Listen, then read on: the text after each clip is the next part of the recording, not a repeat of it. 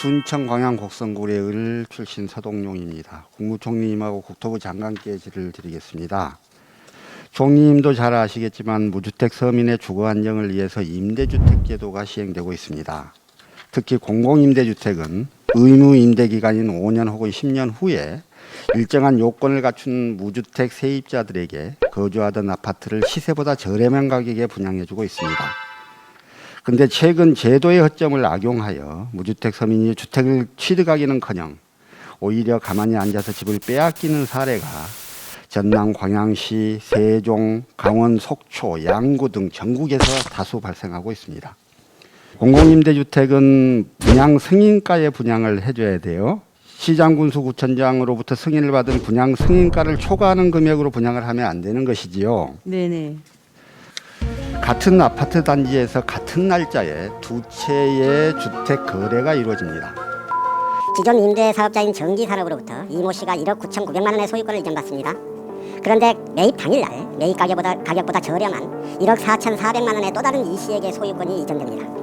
아까 보신 등기부와 같이 처음 정기산업에게서 강모 씨에게도 1억 9,900만 원의 소유권이 이전된 후에 같은 날 장모 씨에게 1억 4,400만 원의 다시 소유권이 이전이 됩니다. 가족들을 끼워 넣어 이들에게 임대사업자 등록까지 하게 하면서 교차 매매 방식으로 분양 승인가보다 5,400만 원가량 높은 가격을 주고 분양을 받게 된 것입니다. 아까 처음에 보여드렸던 등기부에 정기산업이라고 하는 업체가 등장을 해요. 이 업체는 자본금 8억 7천만 원인 회사인데 2015년부터 18년 사이에 7개 지역의 5년 임대 아파트 3,536세대를 무차별적으로 매입합니다. 방식이 이렇습니다. 우선 법령에 규정된 우선 분양 전환 자격 요건이 있는데 이 자격 요건에 관한 규정들을 자기 마음대로 해석합니다. 그래서 상당수 임차인들한테 우선 분양 자격이 없다고 통보를 해버려요. 이렇게 부적격 통보를 해두고 그 다음에 이제 주민들을 협박하거나 강요하거나 회유하는 방식으로 아까 말씀드린 교차 매매라고 하는 매우 비정상적인 주택 매매를 통해서 분양 승인가보다 훨씬 비싼 가격의 아파트를 팔고 있는 것이죠. 아까 보셨던 그 두 개의 등기부 등본이 있습니다. 그 아까 금액이 5,400만 원 정도 되거든요.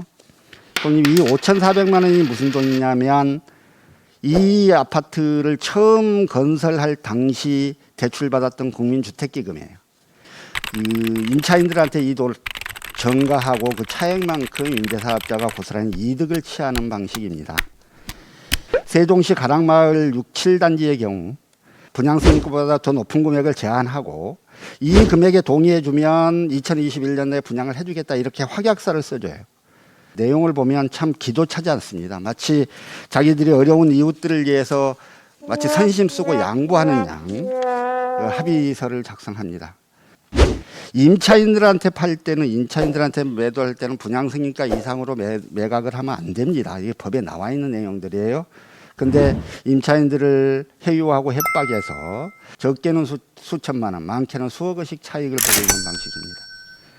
무주택 서민들에게 혜택을 주기 위해 만들어진 공공임대주택이 서민들에게 피해를 주고 이를 악용하는 임대사업자만 큰 수익을 얻는 구조로 변질되고 있는 것이에요. 황당하다고 해야 될까요? 아직도 저런 일이 흥행하는지 믿겨지지가 않습니다. 아까 말씀드린 정기산업은 최근에 기업 회생 신청을 해버렸어요.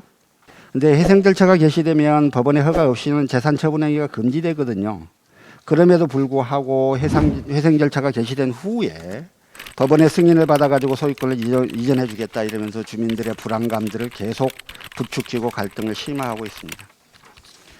심지어 본인들 불법 분양을 대행해 줄 대행사를 선정해 가지고 그들에게 수수료를 떼어주겠다는 공고까지 하고 있어요. 이제 이런 정도 수준이면 총리님 이게 단순히 법의 허점을 이용하는 수준이 아니라 거의 범죄 수준의 행위가 아닌가 싶은데요. 이런 문제에 대해서 좀 법적 조치까지를 고려해야 한다고 생각합니다. 총리님 어떤 생각을 가지고 계시는지 말씀해 주시기 바랍니다. 일단 그 브리핑하신 내용을 감안하면 저것은 그 정상적인 거래로 보기 어렵다. 탈법을 뛰어넘는 상황이 아닌가 싶습니다. 좀 대책을 종합적으로 좀 마련해 주시기를 부탁을 드립니다. 다음은 이제 그 국토부 장관께 질의를 좀 드릴 건데요.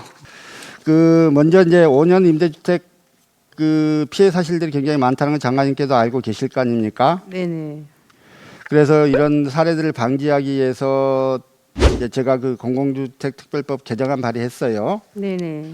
근데 이게 기존의 분양 전환을 대상자인데 소송을 하고 있거나 어떤 형태로는 아직 소유권이 이전되지 않은 사람들이 많거든요. 네네. 그래서 지금 그 사회 개정 법률 안에서 그러한 사람들까지 다 좀 구제될 수 있도록 그 국토부 의견을 좀 충분히 개진해 주시기를 부탁드려요. 네. 이 문제에 대해서는 의원님께서 공공임대주택 특별법 개정안을 지금 발의를 해주셨는데 이거는 법을 개정해서 이 문제들을 근본적으로 해결을 해야 할 것으로 보고요.